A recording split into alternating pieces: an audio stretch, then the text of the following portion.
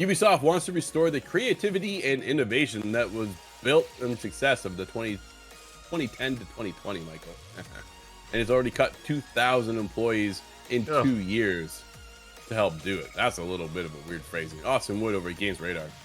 Continuing Ubisoft, it's time to go back to the old me arc. That's funny. CEO Yves Guillemot says the company is in the middle of a transition meant to, quote, restore the level of creativity and innovation that built Ubisoft's success, end quote.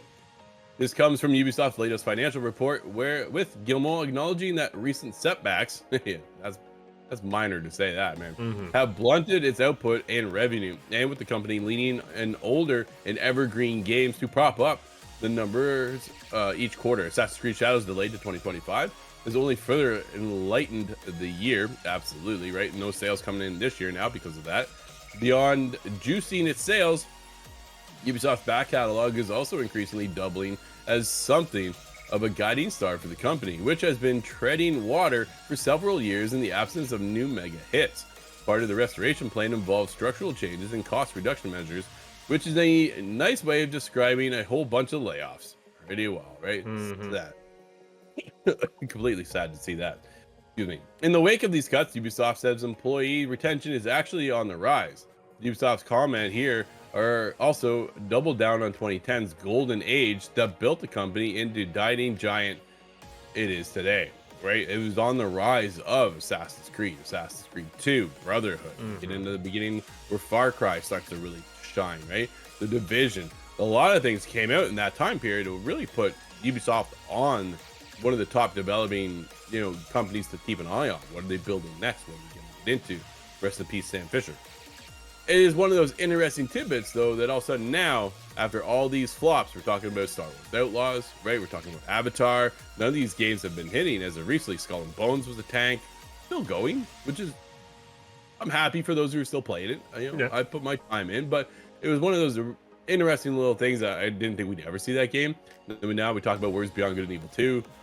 I don't know. Apparently that's chugging along. So, but when you take a look at some of their older games, right? Valiant Hearts, The Great War, a smaller title, but it hit in such a good way. Child of Light being another one of those things. So interesting. We have heard rumbles of another Rayman on the way as well, and they're looking into doing that. So this is them looking back at, this is when the company was successful. What do we need to do to go back to that? And can they do it? Michael, can they turn Ubisoft around? I think we'll know in February, right? Or whenever the game comes out. Obviously, you're sort of on that. It's not going to come out in February for Assassin's Creed Shadow, because I think if that one flops, I think then we might see a complete overhaul of Ubisoft that might lead to the sale of the company. I know we talked about that they were at least monitoring it, whether that was going to happen. Tencent was potentially involved. So I think all eyes are on Assassin's Creed Shadow. If that game flops, the whole, future of the company is up in question.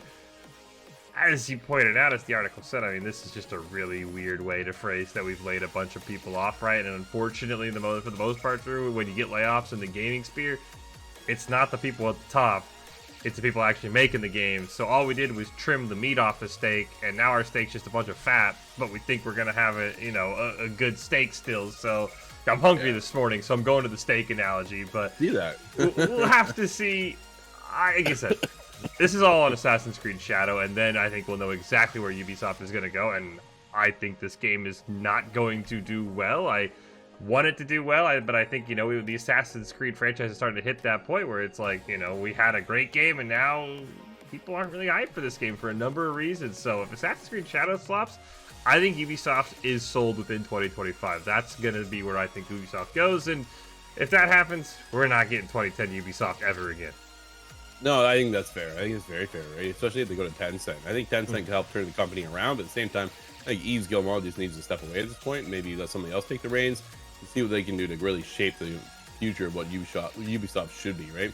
Quote, retention has continued to improve significantly over the period and is now close to the historical best levels observed during the 2010 to 2020 decade.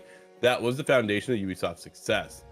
That's the time frame, right? As they said in this, they're looking at the AAA games. How do we hit those spotlights once again? Bring those players back in to what was the rise of Ubisoft. Now we're just in a weird spot. They just keep going for that live service. It doesn't work, right? That just tanks one of the live service games that does work for them. We just covered it just yesterday. Rainbow Six Siege. Don't mess that up. I think that's where you just keep plugging away, doing what you're doing. Seems to be working with the player count in there every month, like something like 30 million. So if you don't mess that, then what do you do to build upon that, right? Will we ever get Rainbow Six Patriots? That was that shooter that was before Siege, and then that went back to the drawing board, and then we had Siege, which is completely gone from the story. Now they have story bits in there. I knew that, right? So there is lore with Siege, but it's a complete different direction when it comes to talking Patriots. Can they capitalize on what once was a good Ubisoft?